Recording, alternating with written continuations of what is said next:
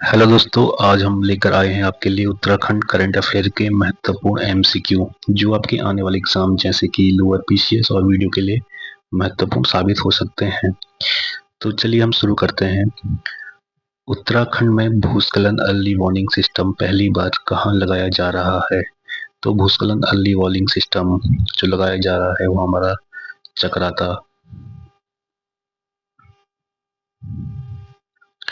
अगला प्रश्न है हमारा, उत्तराखंड की किस प्रसिद्ध लोक गायिका को लोक निर्मला सम्मान से सम्मानित किया जाएगा? तो लोक निर्मला सम्मान से हमारा बसंती बिष्ट जी को सम्मानित किया जाएगा। Option number A.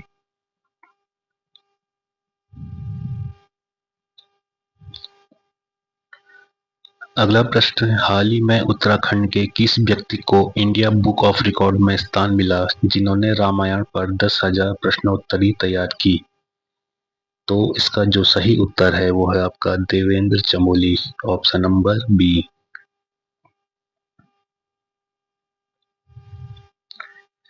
अगला प्रश्न हमारा, शैलेश मटियानी राज्य शिक्षक पुरस्कार 2024 के लिए उत्तराखंड के कितने शिक्षकों का चयन किया गया?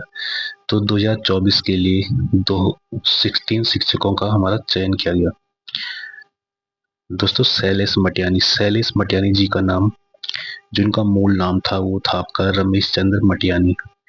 इनका जन्म हुआ था 1931 में अल्मोड़ा जनपद के बाड़ीछीना गांव में।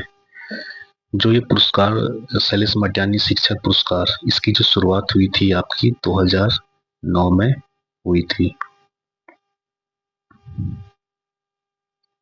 अगला प्रश्न है, नेचर फेस्टिवल का आयोजन उत्तराखंड के किस स्थान पर किया गया? तो जो नेचर फेस्टिवल का आयोजन किया गया वो किया गया आपका उत्तरकाशी के हरसिल में। Option number B.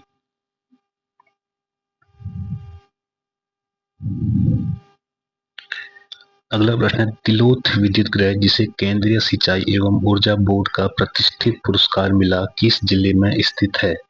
तो जो तिलोथ विद्युत गृह है वो है आपका उत्तरकाशी जनपद में। Option number C.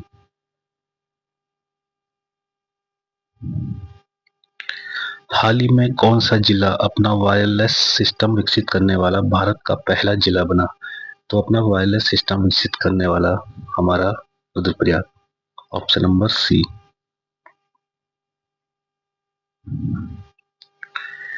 Uttarakhand good governance award 2025 में किस जिले ने सभी 5 श्रेणियों में पहला स्थान प्राप्त किया?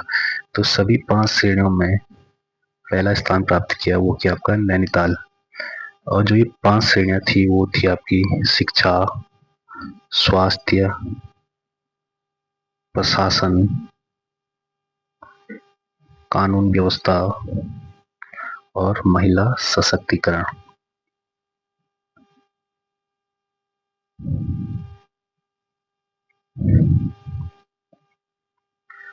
अगला प्रश्न है, उत्तराखंड के मुख्यमंत्री पुष्कर सिंह धामी ने हाल ही में सतत विकास लक्ष्यों को बढ़ावा देने में योगदान के लिए किस संगठन को यूएनडीपी एसडीजी अचीवर्स अवार्ड से सम्मानित किया? तो ये संगठन था आपका plant orbit. Option number B.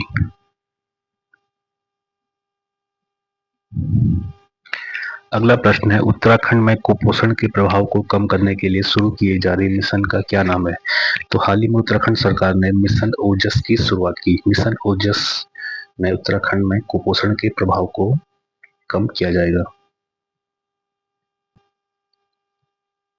Uttarakhand के नए मुख्य सचिव के रूप में किसे नियुक्त किया गया? तो उत्तराखंड के जो नए मुख्य सचिव बने वो बने हमारे आनंद वर्धन। इससे पहले जो हमारी मुख्य सचिव थी वो थी हमारी राधा रतूड़ी। हाल ही में किसने उत्तराखंड मुख्य सूचना आयुक्त के पद की शपथ ली? तो उत्तराखंड के जो सूचना आयुक्त बने वो बने आपके कुशलानंद कोठियाल और देवेंद्र कुमार जी। ए और बी इसके दोनों उत्तर हैं। और जो हमारी मुख्य सूचना आयुक्त बनी वो बनी हमारी राधा रतूड़ी।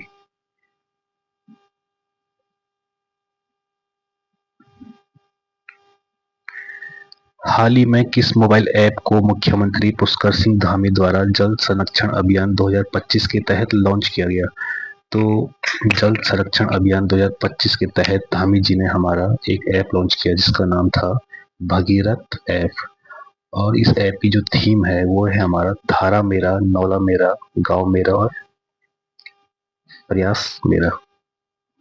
इसकी जो थीम थी धारा मेरा, नौला मेरा, गांव मेरा और प्रयास मेरा।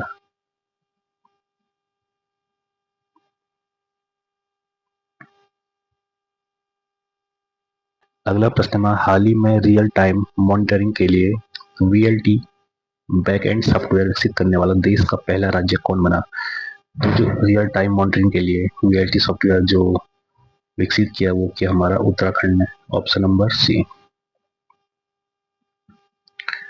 उत्तराखंड सरकार की लैब ऑन व्हील्स परियोजना का मुख्य उद्देश्य क्या है? तो जो इस परियोजना का उद्देश्य हमारा है विज्ञान की प्रयोगात्मक शिक्षा को जन जन तक पहुंचाना। Option number C. नीचे दिए गए कथनों पर विचार करें। कथन 1, गार्गी संस्कृत बालिका छात्रवृत्ति योजना की शुरुआत उत्तराखंड संस्कृत अकादमी द्वारा की गई। बिल्कुल सही। कथन नंबर 2 है, इस योजना के अंतर्गत बालिकाओं को 3012 वार्षिक छात्रवृत्ति प्रदान की जाती है। ये कथन भी बिल्कुल सही है।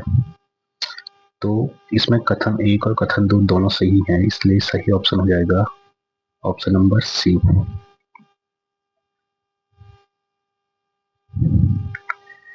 अगला प्रश्न है, हाल ही में उत्तराखंड की राज्य मुख्य सूचना आयुक्त के रूप में किसे नियुक्त किया गया? तो मुख्य सूचना आयुक्त बनी हमारी राधा रतूड़ी। जागेश्वर प्रसादम योजना का मुख्य उद्देश्य क्या है? तो जागेश्वर प्रसादम योजना का जो उद्देश्य वो है हमारा श्रद्धालुओं को स्थानीय परंपरा से जोड़ना और विशेष अनुभव प्रदान करना। इस योजना के माध्यम से जो पहाड़ी खोया, तिल और चौलाई से बनी हुई बाल मिठाई प्रदान की जाएगी। जागेश्वर धाम की प्रतिमा का एक तांबे का सिक्का दिया जाएगा और धाम की जो ऐतिहासिक जानकारी की एक पुस्तक प्रदान की जाएगी। चिंतन शिविर 2025 जो सामाजिक न्याय और कल्याणकारी योजनाओं की समीक्षा के उद्देश्य से आयोजित किया गया वो उत्तराखंड के किस जिले में संपन्न हुआ? तो हाल ही में जो चिंतन शिविर हुआ वो हुआ हमारा देहरादून में। Option number B. हाल ही में उत्तराखंड में मनरेगा के तहत लगातार तीसरी बार 100 दिनों का रोजगार देने वाला टॉप जिला कौन बना? तो मनरेगा के तहत 100 दिनों का जो रोजगार प्रदान किया उसमें जो टॉप जिला था वो था हमारा देहरादून। ऑप्शन नंबर सी।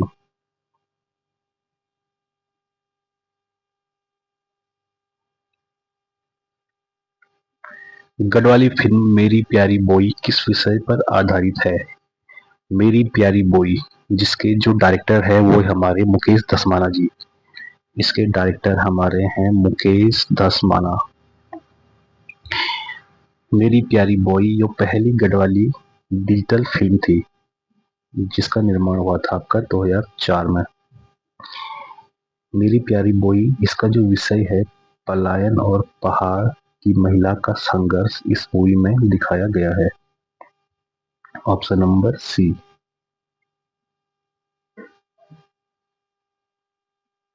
हाल ही में उत्तराखंड की पहली तितली गैलरी किस स्थान पर स्थापित की गई? तो राज्य की जो पहली तितली गैलरी है वो जौलीग्रांट में स्थित है। इस गैलरी में राज्य की 105 प्रकार की तितलियों को दिखाया गया।